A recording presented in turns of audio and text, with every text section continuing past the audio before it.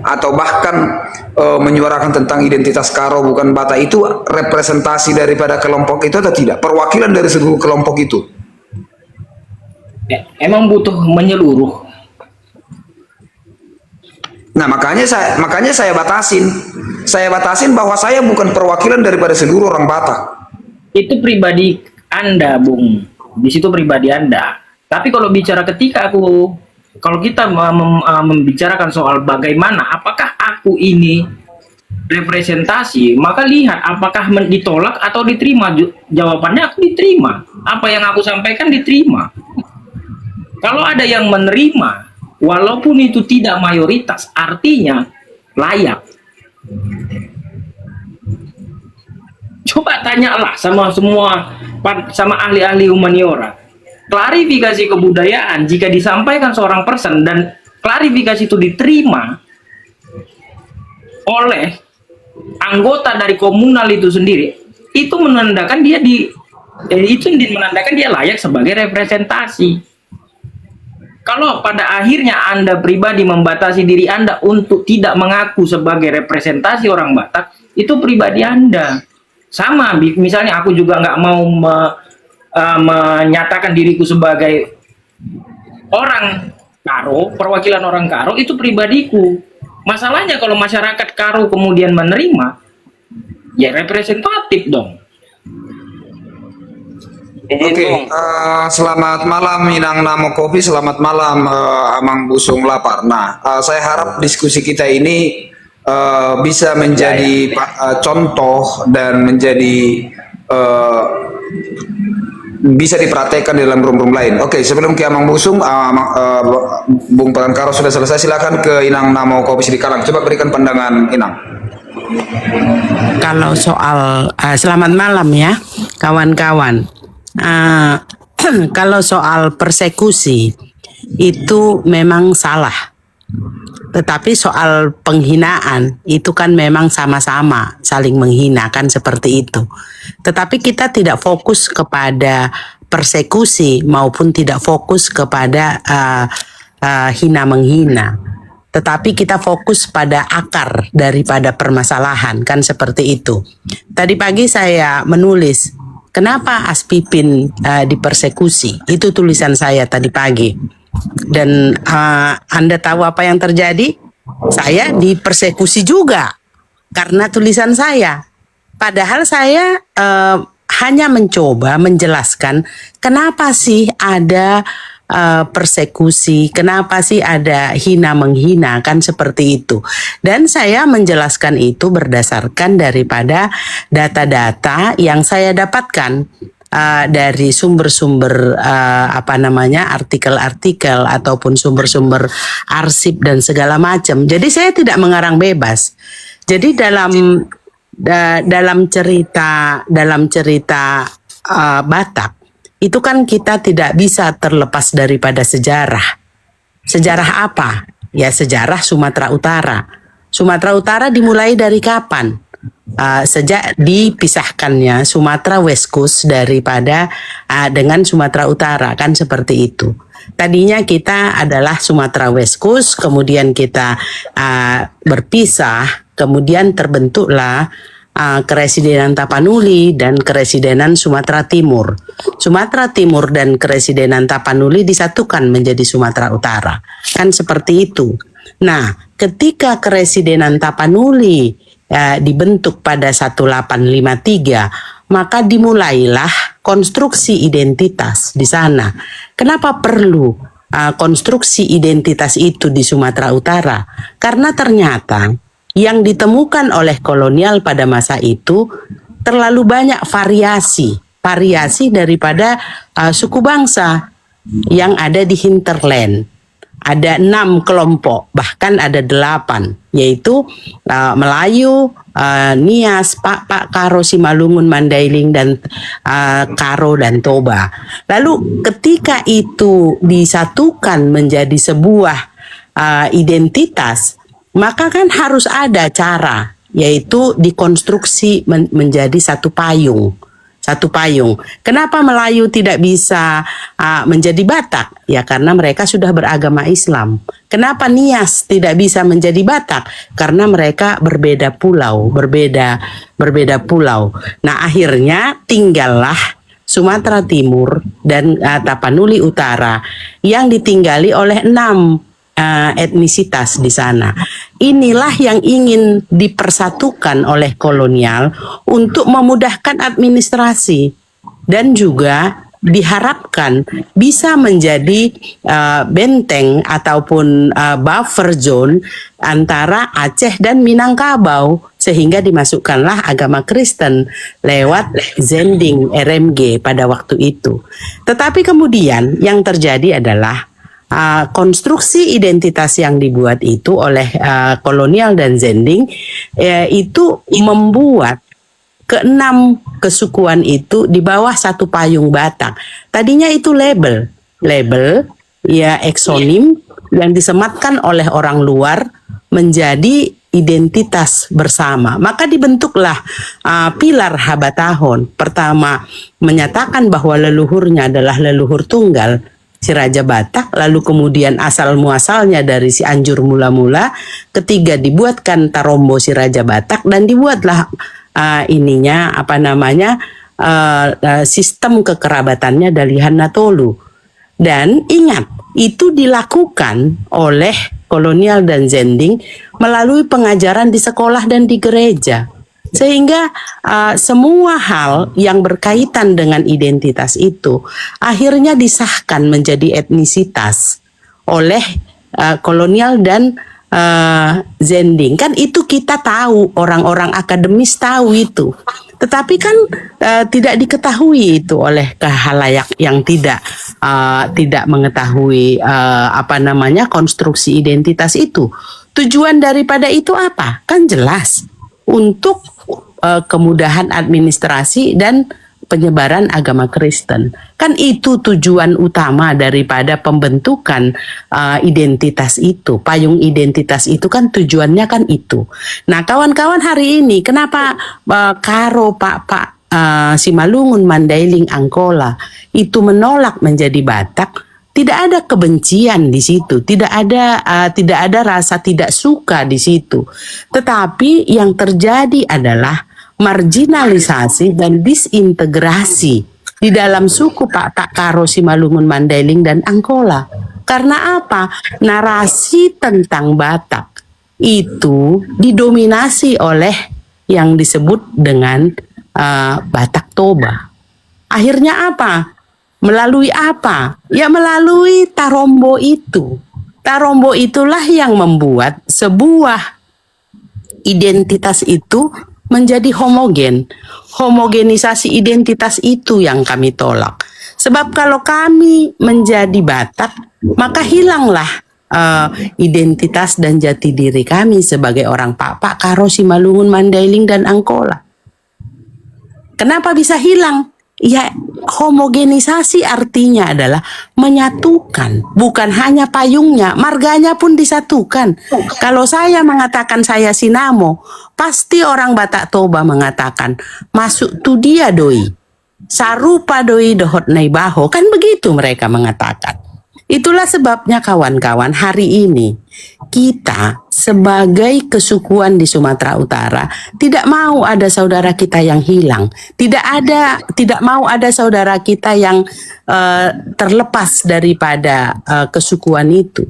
Maka kita menunjukkan bahwa Batak itu hanya labeling dari kolonial. Hari ini kita sudah merdeka. Hari ini kita sudah bisa menunjukkan identitas dan jati diri kita. Saya sering bercerita tentang apa yang dikatakan oleh Benedict Anderson. Benedict Anderson kan mengatakan bahwa budaya itu adalah imajinasi. Maka disebut community imagination, kan seperti itu.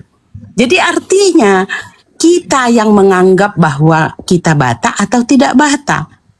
Pak mengatakan kami Pak, dan itu sah. Karo mengatakan mereka Karo, itu sah. Batak Toba mengatakan dia Batak, itu sah. Nggak ada yang melarang kita. Tetapi kalau Pak Karo Simalungun Mandailing Angkola mengatakan mereka bukan Batak, dan karena itu kami dipersekusi.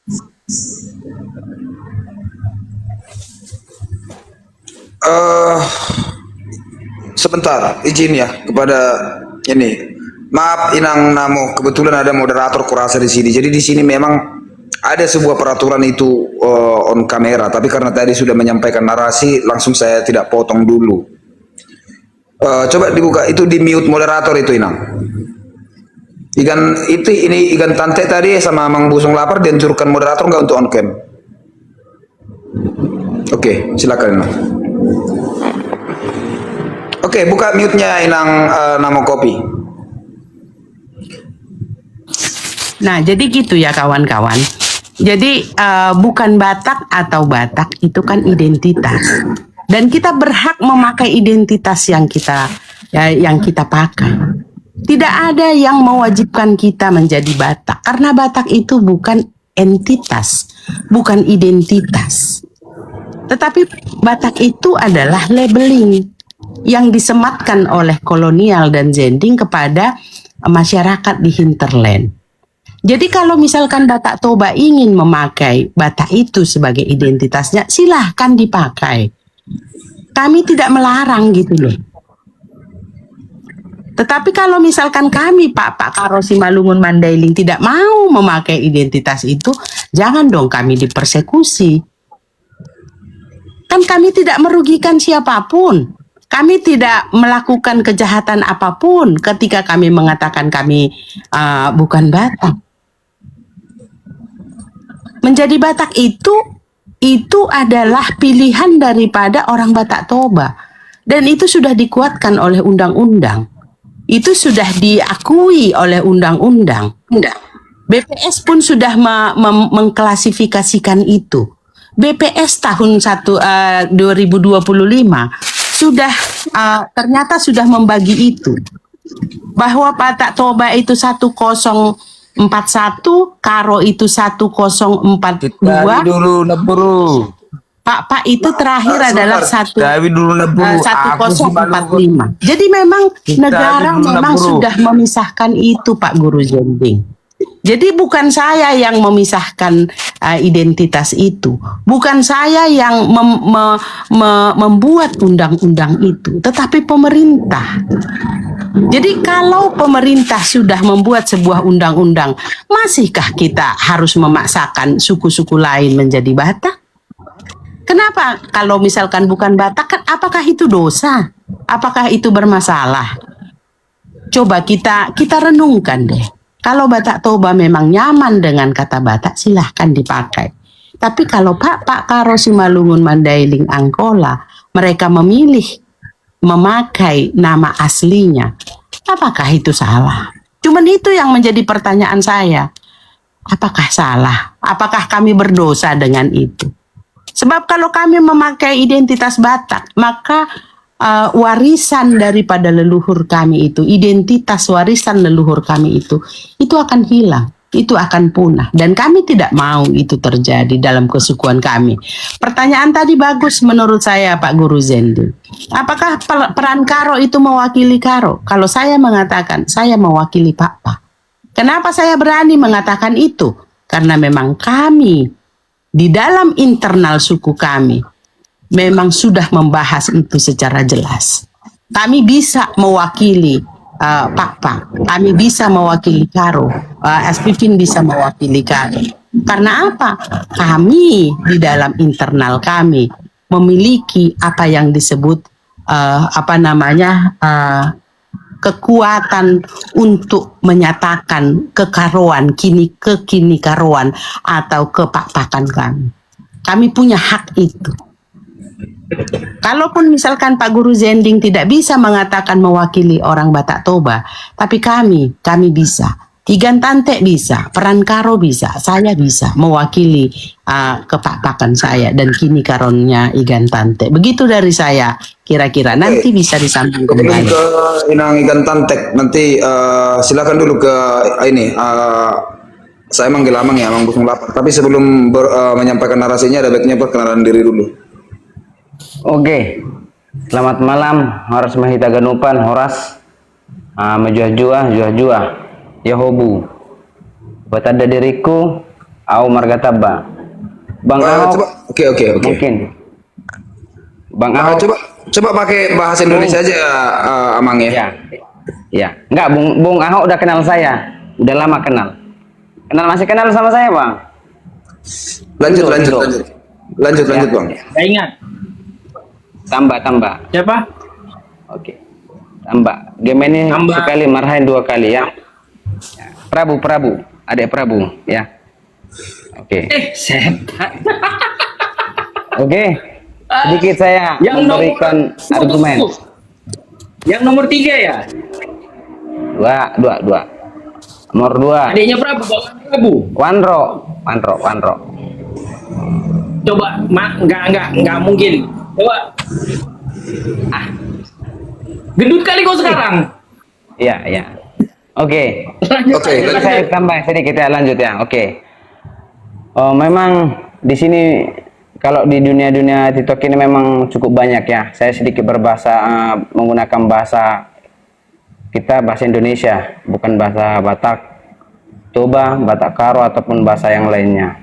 Kalau dari saya sendiri, pendapat dari saya, kalau menyatakan bahwa seperti yang dari dulu saya, dari zaman sekolah dulu, dari SD selalu ada dikatakan beberapa suku Batak, yaitu Batak Karo, Batak Toba, Batak Simalungun, Batak Pakpak, Batak Angkola, dan Batak Simalungun juga. Itu dari awal saya sekolah SD. Saya asal dari Samosir. Tetapi kalau dikatakan bahwa apakah Toba itu adalah Batak, apakah Karo itu adalah Batak, apakah Pakpak itu adalah Batak, dan yang lainnya, itu tergantung kepada pribadi masing-masing. Bagaimana menanggapinya?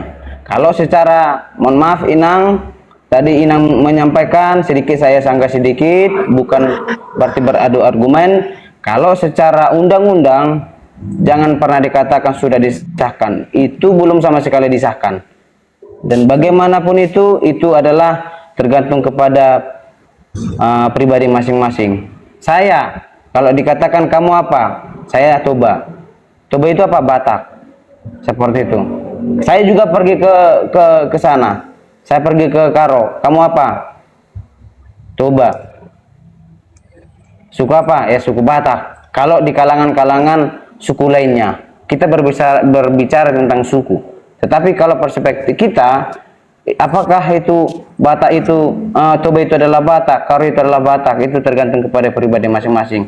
Saya tidak menambah ataupun menyatakan bahwa itu sudah disahkan secara undang-undang atau secara peraturan. Dimanapun itu kembali kepada wilayah masing-masing. Kita punya pusat, ada provinsi. Kita punya wilayah, ada juga kabupaten. Kita punya di daerah, ada juga camat dan yang lainnya. Itu semua ada dan bisa disahkan apabila di semua dari daerah sampai ke provinsi sampai ke pusat itu betul-betul sudah didiskusikan dan juga sudah dibukukan sehingga bisa diketok apakah itu sah secara undang-undang atau yang lainnya. Itu dari saya, tapi saya kenal betul ini Bang Ahok dari dulu. Saya 2009 saya udah kenal ya. Kalau Inang tadi menyampaikan secara undang-undang, mohon maaf, dari saya sendiri itu tidak ada pernah disahkan dan tidak ada pernah disahkan oleh mau dari pusat DPR RI, DPRD provinsi juga, dan yang lainnya itu tidak ada. Jadi sedikit itu yang bisa saya sampaikan.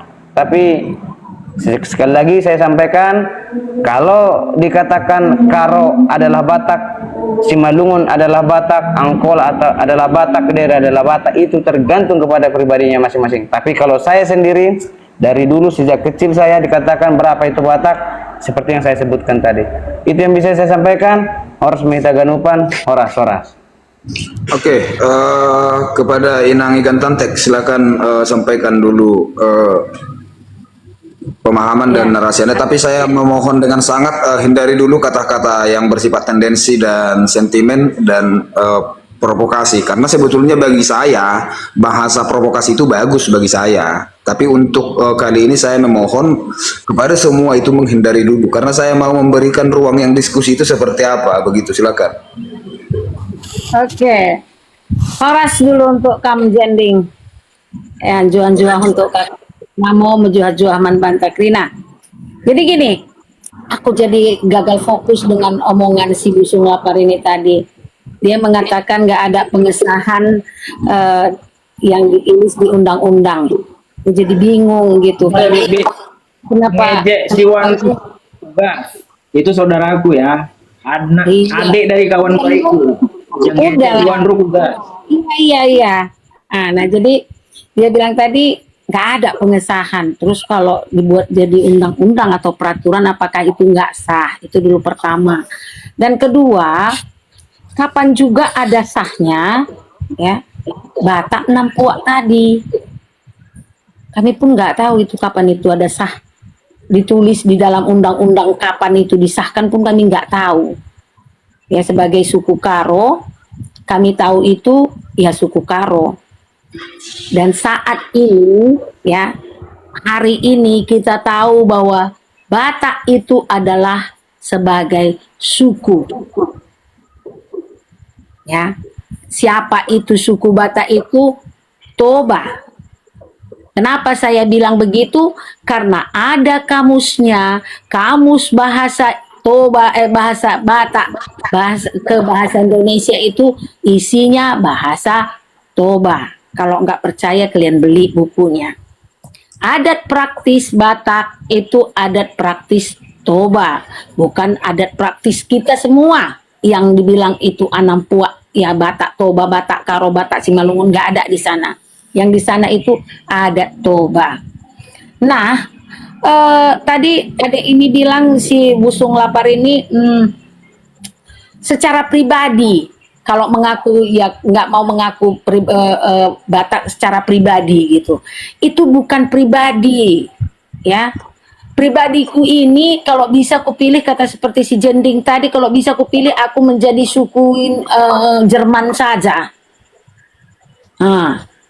Tapi ini adalah komunal, kelompok, harus dikatakan seperti itu, nggak bisa dibilang itu nggak pribadi. Kalau pribadi, apa kekuatannya? Apa mau kita bicarakan? Apa yang mau kita gaungkan? Apa yang mau kami edukasi kalau memang pribadiku? Kalau aku mau jadi apapun, kurasa Guru Jending dan yang lain-lain nggak masalah sama dia. Siapa lu? Kan gitu. Tapi kalau komunal yang kita bicarakan ini yang membuat ada reaksi dari orang-orang di luar daripada suku Batak, di luar pada suku kami tadi. Siapa itu? Batak. Karena kami mengatakan Karo bukan Batak. Kan begitu. Nah, jadi untuk Guru Jending ya, udah dia ingat aku. Aku di sini salutnya sama kamu Guru Jending. Ya, walaupun kita berbeda pemahaman, beda isi kepala, pengertian tentang kesukuan ini, tapi aku di situ salut melihat kamu, karena kamu itu tidak mengajak orang untuk adu jotos. Ya, dari kelompok sana, ya kaumnya Guru Jending ini, teman-temannya Guru Jending lah, karena mereka sempat kuliah bersama, jalan sama, bikin situ bersama, gitu. Tapi berbeda karakter kulihat gitu, karena di pihak sana itu suka sekali kalau udah nggak ketemu, kalau udah panas, ini ngajak duel. Yuk, Jarno, jumpa mana? Main, one by one. Tapi yang kulihat Guru Jending tidak begitu gitu. Walau bagaimana panasnya pun, sengitnya permasalahan tentang suku ini, perdebatan antara Bung Ahok dengan Kak Namo pada masa itu di roomnya si siapa waktu itu ya, lupa kok. AS. Bukan Guru Wakanda ya, dari roomnya Wakanda. Dia aku nampak memang ya namanya adu pemikiran gitu ya, ada stres di antara kedua ini, tapi nggak ada bilang Sherlock, nggak ada adu jotos. Nah, ini yang kita sebenarnya maui gitu loh. Seperti guru jending ini, bukan yang lain-lain itu. Ada penghinaan-penghinaan. Iya. Kalau kita terbawa perasaan, berbahaya memang kalau kita berdiskusi tentang kesukuan ini. Ya, kalau dibilang kami ini menghina, di mana letak penghinaan? Di mana letak penghinaan Ahok? Tapi kalau kami dihina, kami tahu di mana letak penghinaan itu. Dan kami bisa tunjukkan. Kalau kalian bilang, kami nggak tahu itu. Ya, kami nggak tahu itu Tarobo Raja Batak yang kau pegang itu Igan Tante. Tapi itu sah loh. Ada nomornya, ada nomor teleponnya. Di sana kami sangat dihinakan. Nah, jadi kalau kalian bilang kami menghina, coba tunjukkan di mana penghinaan suku Karo atau pribadi kami untuk suku Batak. Itu aja, Gurjan. Terima kasih, Bujur Melala Mulyati. Itunya apa? Bahasa bapaknya kagak tahu aku. Oke, Iya, sate. saya ada pertanyaan ini dan mohon kalau dijawab silakan dan kalau tidak dijawab pun silakan. Begini kepada Inang Sinamo, kemudian kepada Bro Prankaro, kemudian saya panggil Bro aja ya karena kita sering diskusi di dalam ruang-ruang nasional. Kemudian kepada Inang Igan Tantek, maaf kalau pemanggilan Inang itu termasuk itu etika daripada kami di kawasan di Toba, itu etika manggil Inang, jadi menghormati. Bagaimana pandangan daripada teman-teman bertiga ini mengenai yang adanya mengaku secara kolektif Batak Pakpak, Batak Karo di saat yang bersamaan muncul Karo bukan Batak dan Pakpak bukan Batak. Silakan.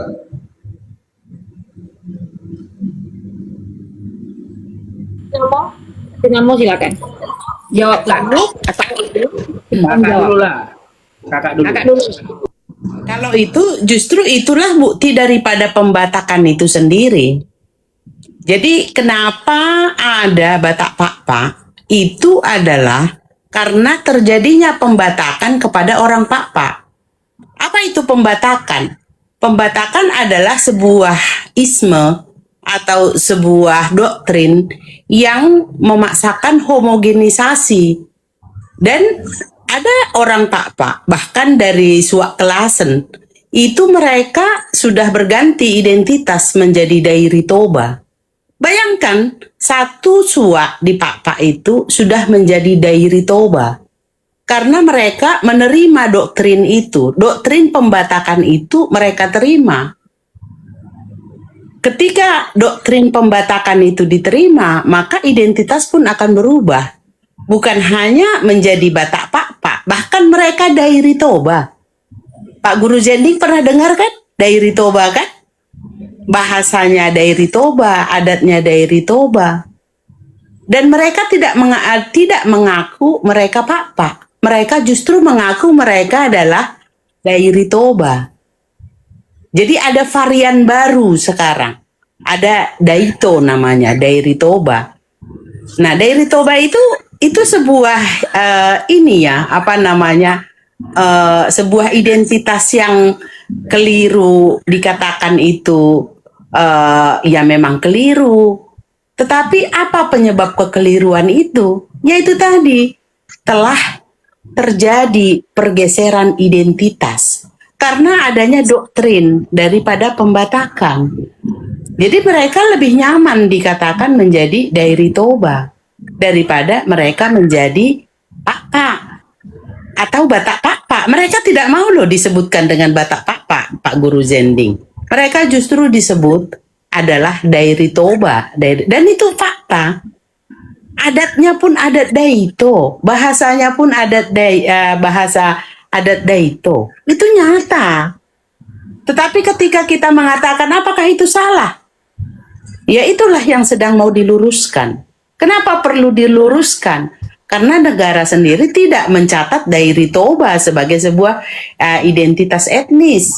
Tadi saya sudah mengatakan BPS Badan Pusat Statistik tahun 2025 telah mengkategorikan suku-suku di Sumatera Utara itu dengan kode Pak itu kodenya adalah 1045. Kalau Toba itu 1041. Silakan di searching. Kalau saya mengatakan itu, kalau saya ngarang bebas.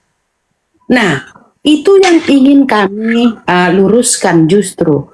Kawan-kawan Pak yang sudah terdoktrin dengan paham pembatakan, kembalilah kepada jati dirimu, jujung lupomu.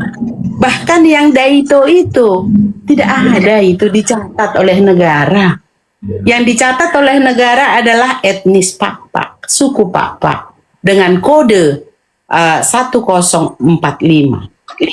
Jadi mau dimarahi siapa? Kita mau memarahi siapa kalau udah begini? Apakah saya lantas memaki-maki saudara-saudara saya Pak yang sudah terdoktrin dengan daito dan juga Batak Pak? Tentu tidak. Tapi saya hanya merangkul.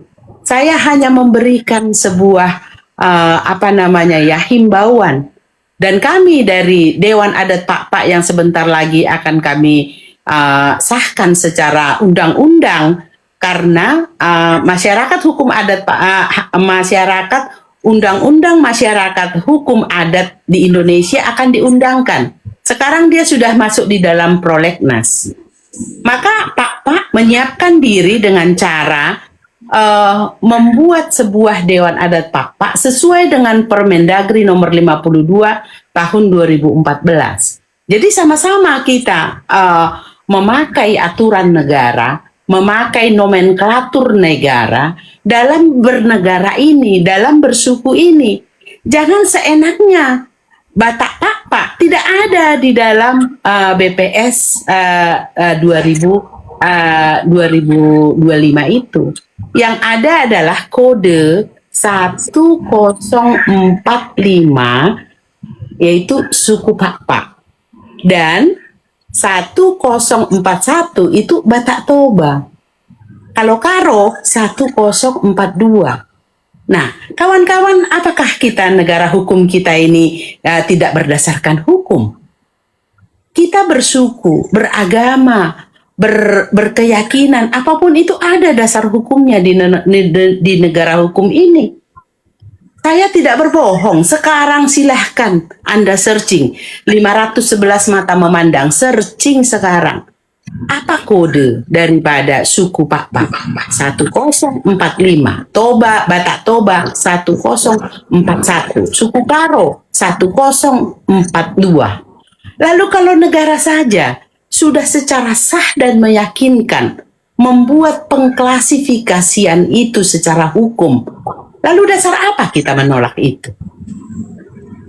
Jadi kalau ada kawan-kawan saya, saudara-saudara saya yang sudah terdoktrin kepada ini tadi Batak Pak, nggak ada kategorinya sayang. Tidak ada kategori Bapak Inang, nggak ada. Yang ada kategorinya adalah etnis Pak. Tidak ada juga kategori daito. Apakah Anda tidak mau diri Anda diakui oleh negara? Kenapa kita tidak masuk kepada ranah hukum saja? Seperti yang dikatakan peran Karo itu. Kita ini adalah negara hukum. Wajib hukumnya mengikuti aturan hukum yang dibuat oleh negara. Undang-Undang nomor 8 tahun 2023 itu sudah jelas mengatakan bahwa keberagaman suku di Sumatera Utara sudah ada di situ. Etnis Batak Toba, etnis Pak, etnis Karo, etnis Simalungun, etnis Mandailing, dan seterusnya. Lalu kita kembali kepada yang paling dasar. Undang-Undang Dasar 45 Pasal 18B. Di situ dikatakan negara melindungi masyarakat hukum adat yang masih menjalankan hukum adat itu. Hukum adat Pak ada. Namanya adalah Sulang Silima. Tidak ada lembaga lain di suku Pak selain pada lembaga Sulang Silima. Nah, kalau di Batak Pak apa lembaganya? Nggak ada. Berarti kalau tidak ada lembaganya, berarti itu tidak memenuhi syarat dari Undang-Undang Dasar 45 pasal 18B. Kalau karo ada sangkep geluh, itu adalah untuk karo. Nah, kalau untuk Batak Toba apa dalihan natolu? Kenapa kita diakui oleh negara? Karena kita memiliki identitas itu, memiliki identitas asli itu. Kenapa kita tidak saling mengakui? Kenapa kita tidak saling menghargai? Kenapa kita tidak saling menghormati? Maka saudara-saudaraku Pak, yang masih menganggap dirinya Batak, mari lihat dari perspektif hukum dan undang-undang. Apakah Anda ada dituliskan di dalam undang-undang sebagai Batak atau Daito? Kalau tidak ada, ayo mari. Orang Pak, suku Pak, etnis Pak, menerima Anda dengan tangan terbuka. Sebab hanya dengan hukumlah eksistensi kita diakui di negara Kesatuan Republik Indonesia. Dia sate juan-juan.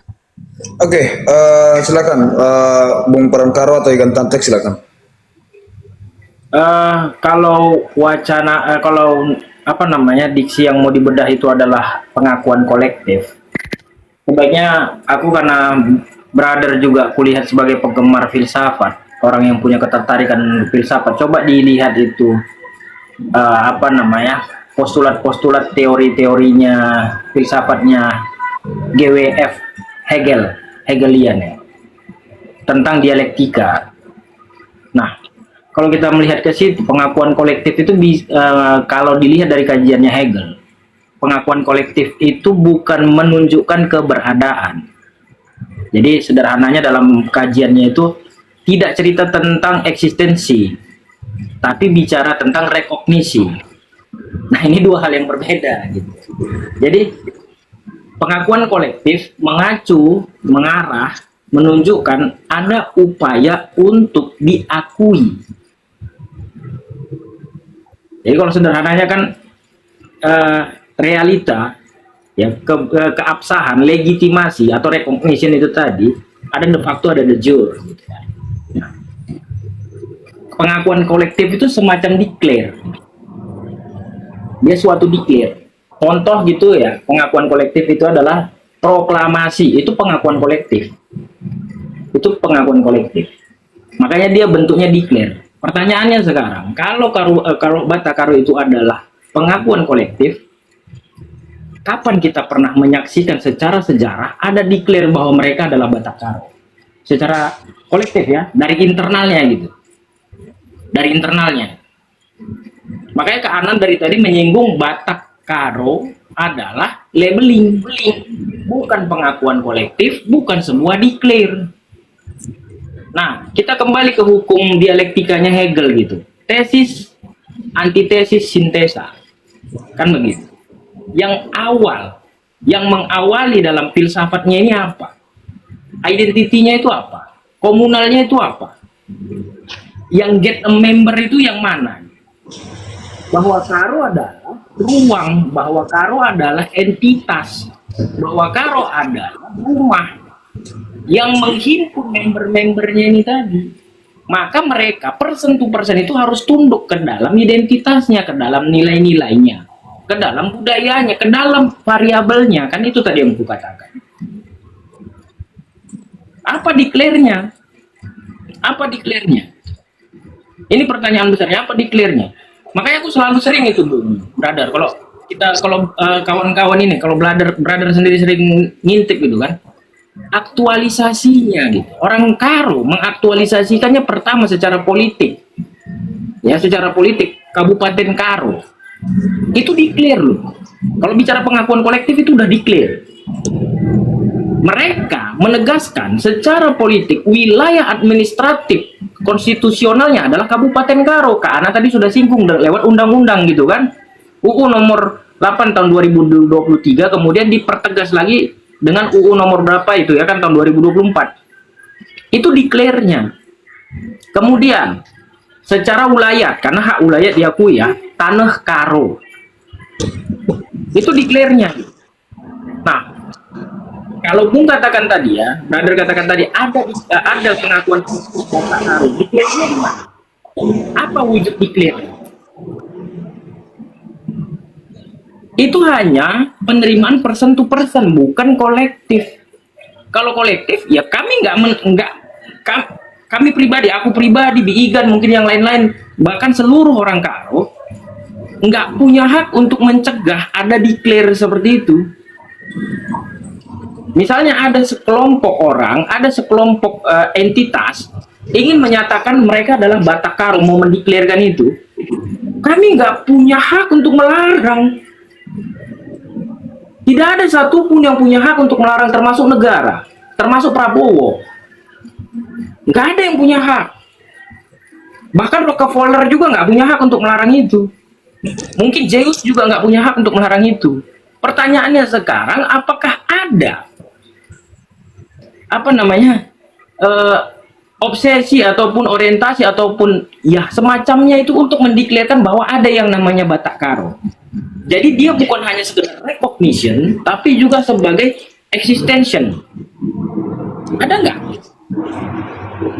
Nah, itu yang jadi PR gitu. Kalau memang artinya gini, jika memang mereka meyakini bahwa mereka itu Batak Karo sebagai sebuah entitas, ya declare dulu. Tunjukkan dia eksistensinya, tunjukkan dia rekognisinya. Kalau di Karo udah selesai gitu. Ada Kabupaten Karo, ada Tanah Karo, ada Bahasa Karo, ada Budaya Karo, adat Karo. Selesai. Secara politik yang paling seram ini kan, ada Kabupaten Karo, undang-undang tentang Provinsi Sumatera Utara yang menegaskan, mengakomodir istilah Karo sebagai sebuah etnis, dan di undang-undang tentang Kabupaten Karo jelas. Itulah declare-nya, menghasilkan recognition dan existential. Itu pengakuan kolektifnya, brother. Di Batak Karo, ya nggak usah aku yang jawab, silahkanlah. Yang mana dia? Gitu. Ya, itu dari aku, brother. Oke, silakan ke Inang Tamtek. Oh, sebenarnya udah clear tadi dijawab oleh Pran Karo ya. Cuman satu aja tadi, bentuk daripada pengakuan yang namanya Batak Karo itu ya, itu udah pasti secara pribadi, bukan secara komunal. Artinya begini dia, Guru Jending, jangankan seperti yang diucapkan oleh Pran Karo, organisasinya aja nggak ada, komunitasnya aja nggak ada yang diakui oleh tokoh-tokoh orang Karo ataupun pemerintahan. Organisasinya aja nggak ada. Jadi kalau seperti yang dibilang Pran Karo tadi, kalau pribadinya siapa yang bisa melarang, Gur? Ya kan? Nggak bisa itu. Kalau dibilang ya aku mau Batak Karo, mau apa? Ya nggak bisa kita bilang apa-apa. Tapi kalau dia bilang Karo itu adalah Batak, baru kita bisa adu argumen lagi di sana gitu. Tapi kalau pribadinya angkat tangan gitu, kami nggak punya hak untuk melarang itu, begitu. Thank you. Terima kasih. Oke, kalau aku bilang begini, dalam Friedrich Hegelian ya, aku menjadi diriku karena engkau mengakui aku. Kemudian dan engkau menjadi dirimu karena aku mengakui engkau. Nah, itu artinya ada pengakuan itu dari luar diri. Nah, termasuk itu nanti kalau kita baca itu tentang Aristoteles mengenai tentang eksistensi dan keberadaan. Tapi ada sesuatu yang mungkin tidak terlepas dari kita, bahwa Aristoteles juga menyebutkan ada sesuatu yang tidak mungkin bisa dilepas daripada ciri-ciri setiap keberadaan atau eksistensi, namanya atribut. Atribut itu salah satu juga bisa paling menentukan dalam setiap keberadaan suatu kelompok. Salah satunya bagaimana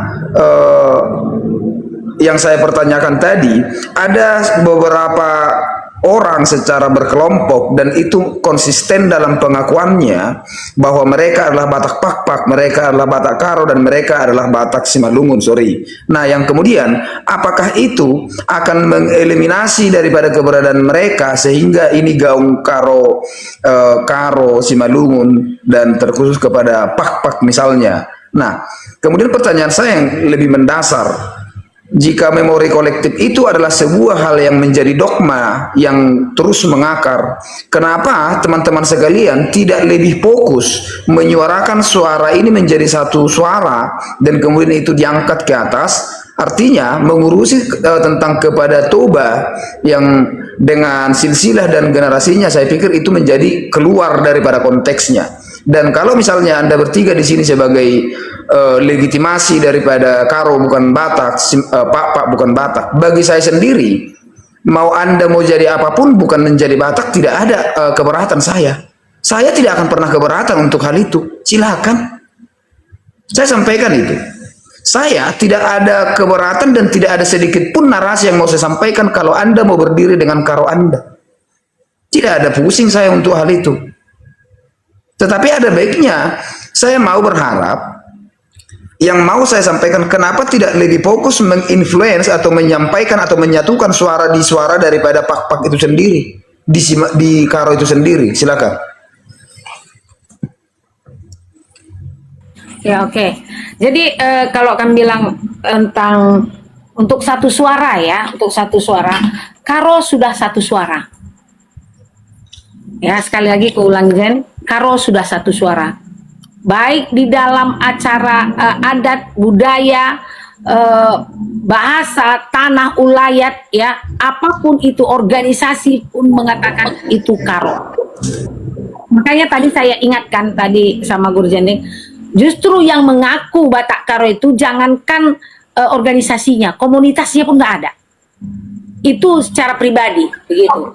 Jadi kalau kami bilang untuk kenapa kalian keluar daripada Batak itu, mengapa keluar dari Karo itu membahas Toba ataupun Batak itu, begitu karena di Batak itu masih kami dibatakkan.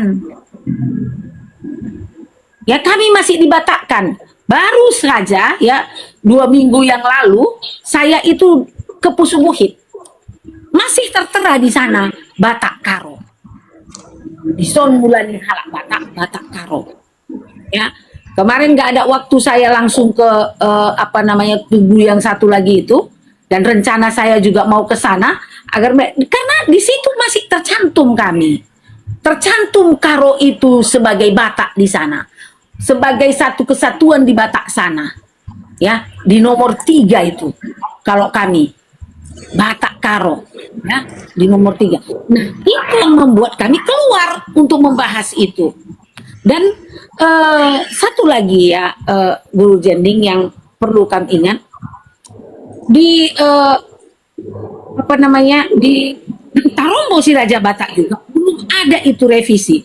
Kalau banyak sekali orang Batak mengatakan kami nggak tahu itu, tapi bukti daripada itu ada di kemarin itu ada acara di Taman Mini Indah Indonesia, ya, Mini Indonesia Indah, terbalik, Taman Mini Indonesia Indah itu ada itu dipampangkan, yang saya pegang ini sama persis dipampangkan di rumah adat Toba.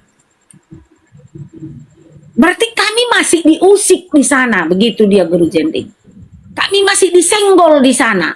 Jadi itulah yang membuat kami keluar ataupun membahas soal Batak tadi untuk mengatakan Karo itu bukan Batak, Pak itu bukan Batak.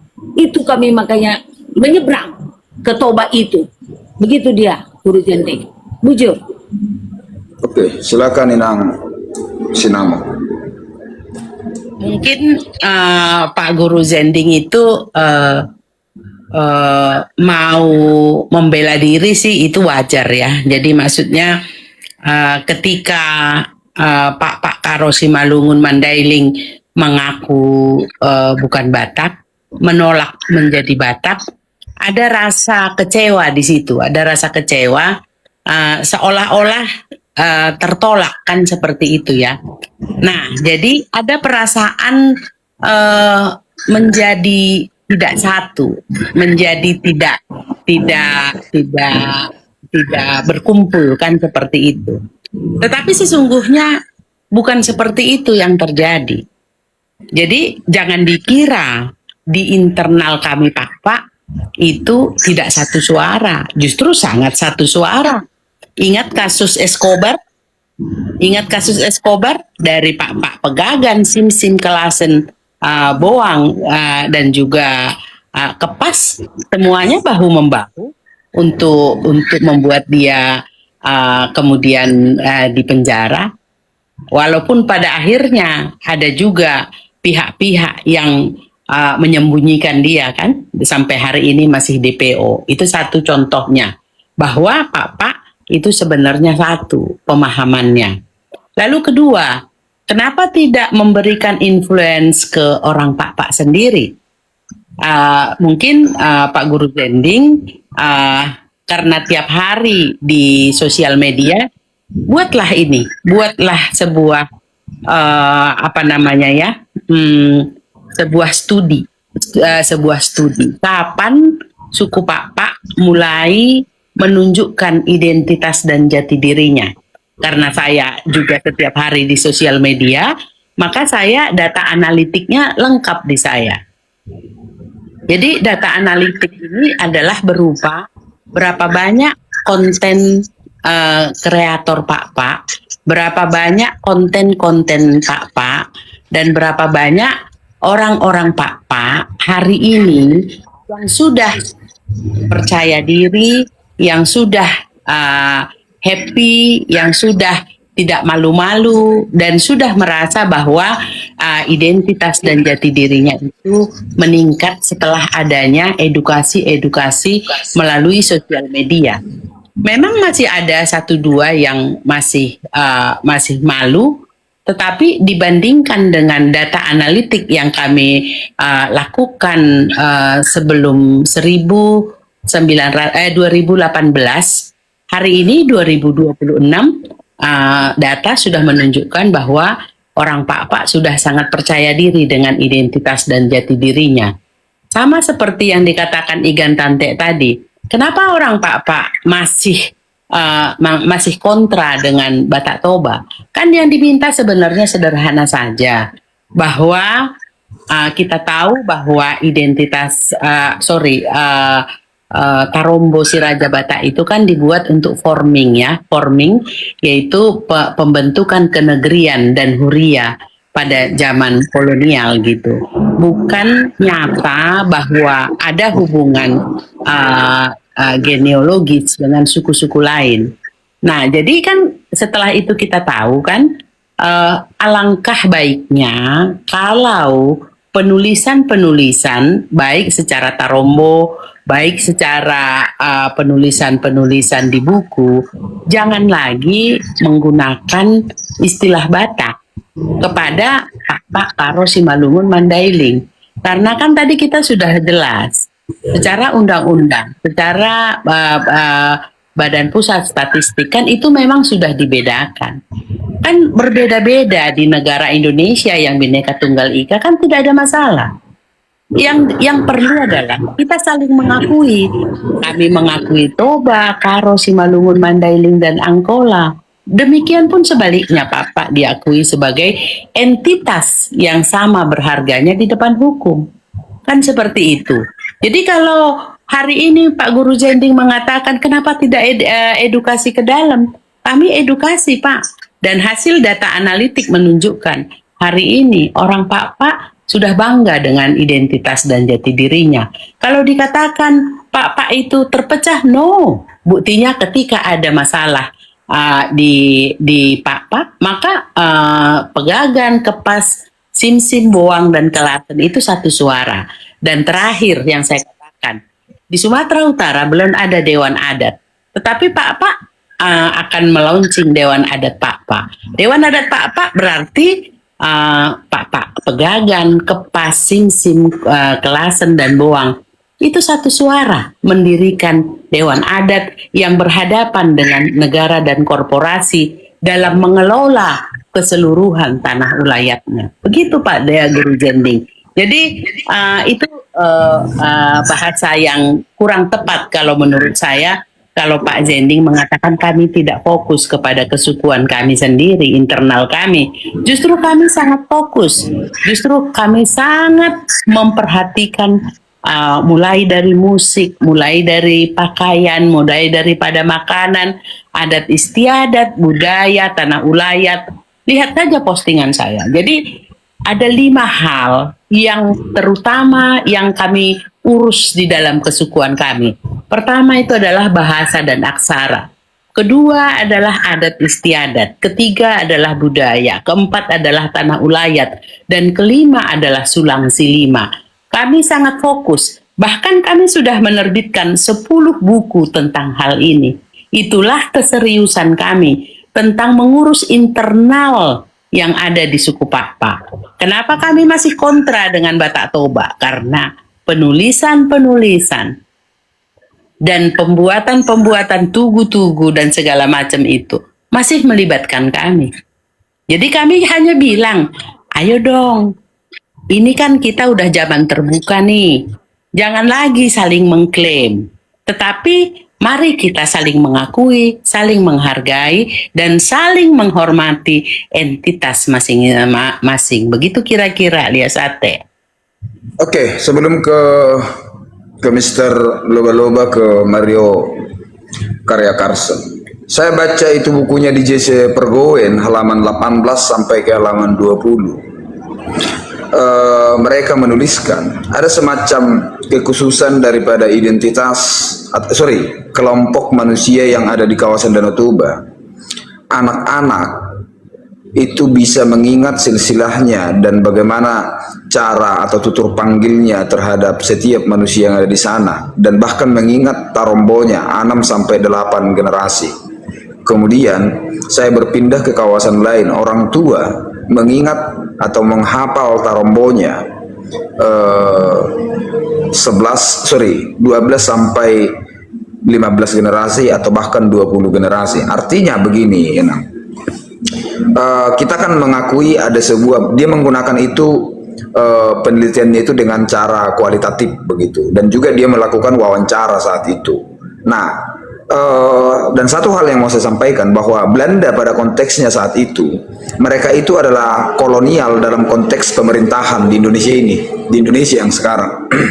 Nah, kalau yang dipermasalahkan atau yang disampaikan oleh Inang dan tentang Karo, permasalahannya itu masih ada yang mengaku Batak Pakpak, masih ada sampai sekarang. Kemudian kalau itu sudah diserukan, permasalahannya masih ada Batak Karo, masih ada, artinya suara ini belum satu. Dan yang mau saya sampaikan, kalau memang berbicara tentang Tarombo dimasukkan oleh dalam Tarombo si Raja Batak itu ada Karo, Simalungun, Pakpak dan Mandailing, mari kita bicarakan. Mari kita bicarakan pada era mana mereka itu masuk dan disusupkan mahap ini. Karena balik saya sampaikan, atau saya mau tanya di sini kepada orang-orang Batak yang mengaku orang Batak. Saya tanyakan secara ini kualitatif aja. Apakah bagi kalian orang Batak ketika Karo, Simalungun, Pakpak dan Mandailing mengaku bukan Batak itu menjadi keberatan? Saya pastikan tidak. Yang menjadi permasalahan adalah di internal kalian itu sendiri. Sama halnya dengan Mario Karya. Ini Batak Karo ini, apakah ini bisa ditutupin? Sama yang lainnya begitu kira-kira ini. Itu yang mau kita sampaikan. Saya bisa pastikan kalau saya tanya orang Batak, apakah kalian masalah mereka tidak Batak? Saya pastikan itu tidak. Ini dari Toba ini. Silakan. Yang malah banyak juga orang Toba yang tidak mengaku Batak. Siapa sekarang? Mana orangnya? Bang, saya bang. Sedikit. Ya, tadi kan udah kita bilang itu nggak usah berulang-ulang lah gitu kan. Jadi maksudnya begini Guru Jending, kalau masih ada yang ngaku Batak Karo, bentuknya bagaimana itu Batak Karo? Nah ini yang kita minta tadi. Apakah mereka bisa menunjukkan bagaimana bentuk Batak Karo itu? Kalau kami sudah bisa menunjukkannya, bahasanya ada, adatnya ada, budayanya ada, rumah adatnya ada, pakaian adatnya ada, bahkan makanan makanan khasnya ada, makanan adatnya ada, musiknya ada, tanahnya ada, yaitu Karo. Tanpa pakai embel-embel Batak. Nah, lalu ada yang mengatakan satu orang nih, ada 2 orang, 3 orang nih mengatakan Batak Karo bentuknya bagaimana? Apa bentuknya agar bisa itu diakui? Kan begitu, Jen. Oke, terima kasih Nah, kepada kalau cuma ngaku-ngaku aja ya, aku Igan Tante, aku Igan Tante, aku Igan Tante, ya kenal dia sebagai Igan Tante doang. Kan begitu. Aku Batak Karo, aku Batak, bentuknya mana? Kan begitu. Oke, Oke, silakan lanjut. sebelum ke maaf ya Amang Mister Loba-Loba karena arahnya ini kepada Mario Karya Karsa, jadi nanti setelah Mario Karya Karsa baru ke Mister Loba-Loba. Silakan Mario Karya Karsa karena itu berasal dari Igan Tantek, silakan berikan tanggapannya. Oke, yang pertama tadi dikatakan tadi sempat saya baca di typing, pengakuan kolektif. Apakah kita di Karo ini sudah sepakat pengakuan kolektif oleh kelompok yang mengaku Karo itu bukan Batak? Karena sebagian masyarakat Karo juga kalau kita presentasikan masih ada sebagian besar masyarakat Karo ini mengaku dirinya Karo itu bagian dari Batak. Dan apa bentuknya?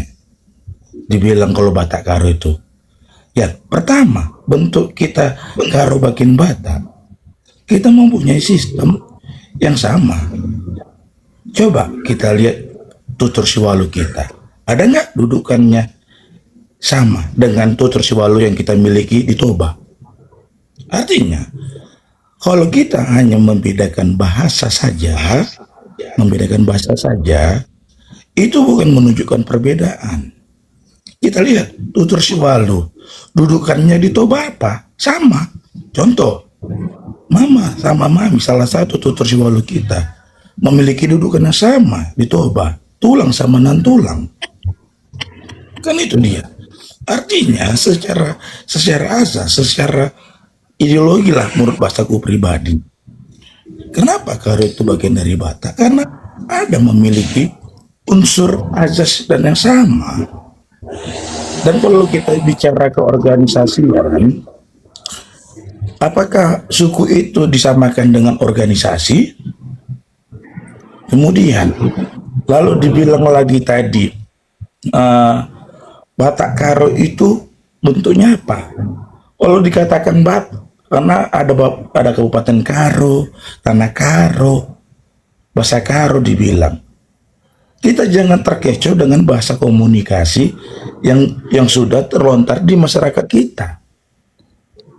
Kan itu dia yang pertama. Kalau kita mau menunjukkan ketidakbatan kita, oke, silakan. Mari kita edukasikan tentang Karo. Kenapa kita lebih pasti mempelajari Tarombo Batak? Yang notabene cara membacanya pun kita tidak mengetahui. Kenapa kita lebih pasti mengenal si Raja Batak? Sedangkan dari Karo itu, siapa sih leluhurnya? Siapa sih yang pertama kali yang membuat Marga Selima? Siapa orang yang menentukan kelompok Marga Selima itu menjadi suatu marga di Karo itu? Klannya. Kalau ditanya tadi, siapa yang mengakui Batak Karo tadi? Sekarang saya balikkan lagi pertanyaannya. Siapa yang pertama kali yang mengkelompokkan Marga Selima?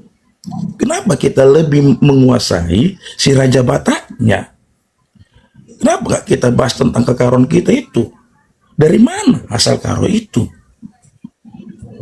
Kan itu coba kita gali. Lalu kalau kita tidak mau menunjukkan ketidakbatan, kenapa kita sanding-sandingkan dengan Batak Tobanya?